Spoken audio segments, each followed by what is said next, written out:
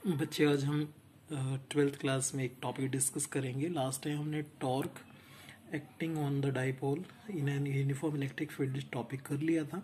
आज का हमारा टॉपिक है work done on a dipole in a uniform electric field. फिर सुन लीजिए, work done on a dipole in a uniform electric field.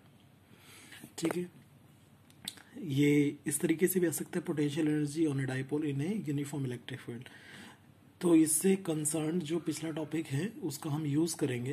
When an electric dipole is placed in uniform electric field, ध्यान से सुनना मैं क्या कह रहा हूँ। अगर इलेक्ट्रिक डाइपोल को हम यूनिफॉर्म इलेक्ट्रिक फील्ड में रखते हैं, इट एक्सपीरियंस टॉर्क, कंफर्म है, ये हमने पिछले टॉपिक में किया है, and tends to align it in such a way to attain stable equilibrium.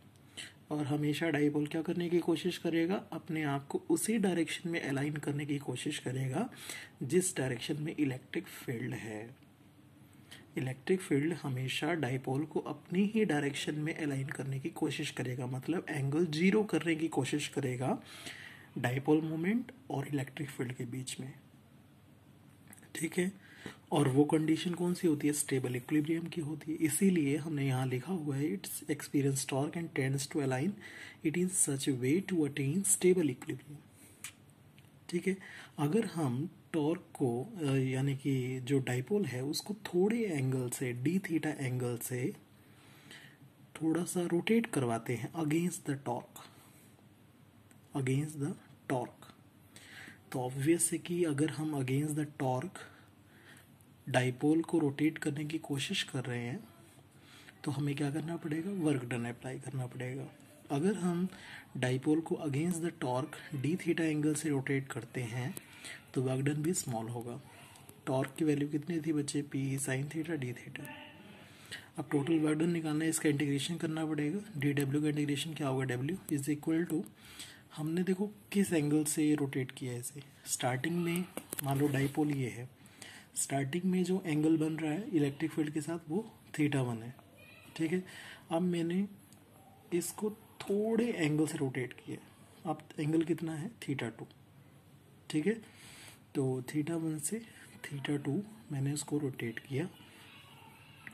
अब PE ये तो हम बाहर लेंगे, साइन थीटा का इंटीग्रेशन क्या होगा, क्या होता है साइन थीटा का integration, minus of cos theta. ठीक है, तो साइन थीटा का integration minus of cos theta, limit θ1 से θ2, upper limit minus lower limit, तो कोस θ2 माइनस कोस θ1 आएगा। लेकिन बाहर जो माइनस का साइन है, का साइन थीटा का इंटीग्रेशन क्या था, माइनस ऑफ कोस थीटा था ना, तो कोस θ2 माइनस कोस θ1, लेकिन जो बाहर माइनस का साइन है उसकी वजह से हमने अंदर इंटरचेंज कर दिया, यानी कोस θ1 पहले लिख दिया, माइनस कोस θ2 लिख दिया। अगर समझ में आ गया होगा शायद आप सभी को ये कैसे आया। उसके बाद अब work done is equal to P E cos θ1 minus cos θ2, this is the work done जो हमें डिटरमाइन करना था। अब similarly potential energy of electric dipole, मैंने आपको बताया ना, work done is also equivalent to potential energy. ठीक है, तो हमने इसको θ1 से θ2 रोटेट किया था, जो वर्क डन आपके पास आया यही पोटेंशियल एनर्जी की फॉर्म में स्टोर होगा। तो U is equal to W is equal to P E cos θ1 minus cos θ2।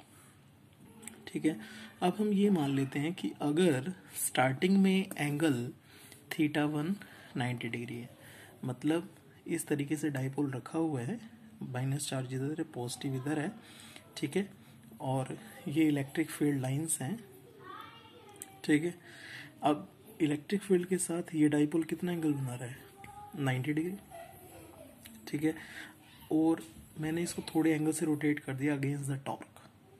ठीक है, क्योंकि टॉर्क हमेशा उसको इलेक्ट्रिक फील्ड डायरेक्शन में अलाइन करने की कोशिश करेगा, लेकिन मैंने अगेंस्ट द टॉर्क उसको रोटेट करना है, तो इसलिए डाइपोल की पहले सिचुएशन मैंने कितनी एज्यूम की है, इलेक्ट्रिक फील्ड के साथ 90 डिग्री। अब मैंने इसको थोड़ा सा रोटेट कर दिया, इसका मतलब अब मैंने एंगल थीटा कर दिया, क्योंकि ये एंगल हम नहीं जानते। तो अब इलेक्ट्रिक फील्ड के साथ एंगल कितना है, थीटा। तो मैंने ये मान लिया कि θ1 को 90 डिग्री और θ2 को थीटा ले लिया। तो अब यहाँ क्या चेंजेस होंगे, तो जहाँ θ1 पुट किया वहाँ 90 डिग्री, जहाँ θ2 पुट किया वहाँ थीटा पुट कर दो। ठीक है, तो कोस 90 कितना होता है बच्चे, 0, तो कितना आ गया, minus P E cos theta. आपको पता है ए बी कोस थीटा किसके बराबर होता है, A vector dot B vector. तो यहाँ पे minus P vector dot E vector आ जाएगा ना। यहाँ देखो थोड़ा सा हाईलाइट करके लिखा हुआ है ना, इसका मतलब भी वेक्टर फॉर्म में ही होता है। तो minus P vector dot E vector, ठीक है। तो W is equal to minus P vector dot E vector. This is the final expression. इसके साथ ये टॉपिक आपको ओवर हो गया। इसे आप अच्छे ढंग से रिवाइज कर लेंगे, ठीक है, और नोट भी कर लें। एक न्यूमेरिकल है, इससे आपको मैं दूंगा करने के लिए। इसमें सिंपल है, इलेक्ट्रिक डाइपोल है, डाइपोल जिसका मोमेंट ये दे रखा है, इलेक्ट्रिक फील्ड की वैल्यू दे रखी है, वर्क डन निकालना है और एंगल भी दे रखे हैं आपको। तो θ1 30 डिग्री और θ2 60 डिग्री है। आप वैल्यूज पुट करके आप निकाल सकते हैं, ठीक है। दो न्यूमेरिकल सिंपल हैं। कोई प्रॉब्लम आएगी तो मुझे आप कैसे बताओगे, नहीं बता पाओगे, इसको आप मार्क करके रख सकते हैं। जिस टाइम क्लासेस लगेंगे उस टाइम भी मैं आपको बता सकता हूँ, ठीक है। वैसे तो डायरेक्ट फॉर्मूले भी भेज दें, कोई आपको प्रॉब्लम नहीं आएगी, ठीक है।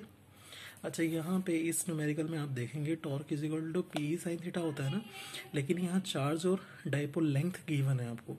ये देखो डाइपोल की लेंथ 2 सेंटीमीटर और चार्ज आपको ये दे रखा है। तो आप यहाँ पे डाइपोल मोमेंट निकाल सकते हो। डाइपोल मोमेंट की वैल्यू Q/2A होती है ना, तो आपने वो यूज़ करके P निकाल लेना है, ठीक है। तो P E साइन थीटा आपको फाइनली E निकालना है, तो E is equal to torque upon में दिशा आ जाएगा, ठीक है। तो ये डिटरमाइन कर लोगे। इसके बाद U is equal to minus P E cos theta से आप निकाल लेंगे, ठीक है। तो ट्राई करें इसे।